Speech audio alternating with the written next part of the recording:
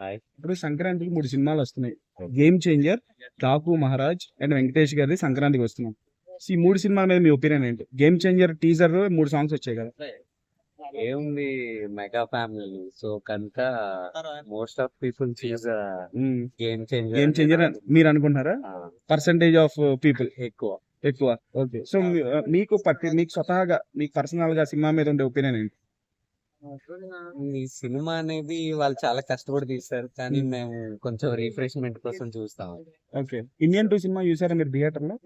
'భారతీయ 2' బాగా చూసారు. చూసారు. మీకు నచ్చిందా సినిమా అది? పర్లేదు. పర్లేదు. ఆ, కాకపోతే అది రిజల్ట్ పరంగా ఫ్లాప్ అయింది. ఆ. సో, ఆయన ఇంక అయిపోయింది పనని చాలా మంది అంటున్నారు. 'గేమ్ చేంజర్'తో కమ్‌బ్యాక్ ఇస్తారని ఫ్యాన్స్ అంటున్నారు. మీ ఒపీనియన్ ఏంటి దీని మీద?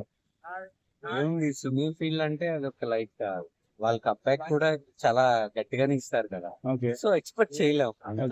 ఓకే. చూడాలి. ఓకే. 'రామచ్చ', 'జరగండి', 'నానా హైరానా' ఇలా 3 సాంగ్స్ వచ్చాయి.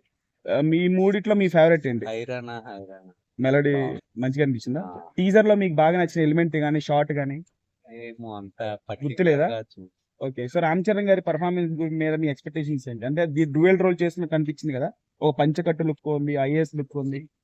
అవును, ఐఏఎస్ అని అంటున్నారు, చూడాలి మరి. చూడాలి ఎలా మేము ఉంటుంది. అంత ఎక్స్పెక్ట్ చేయలేం కదా. Okay. So, okay. Thank you. Thank you so much. Thank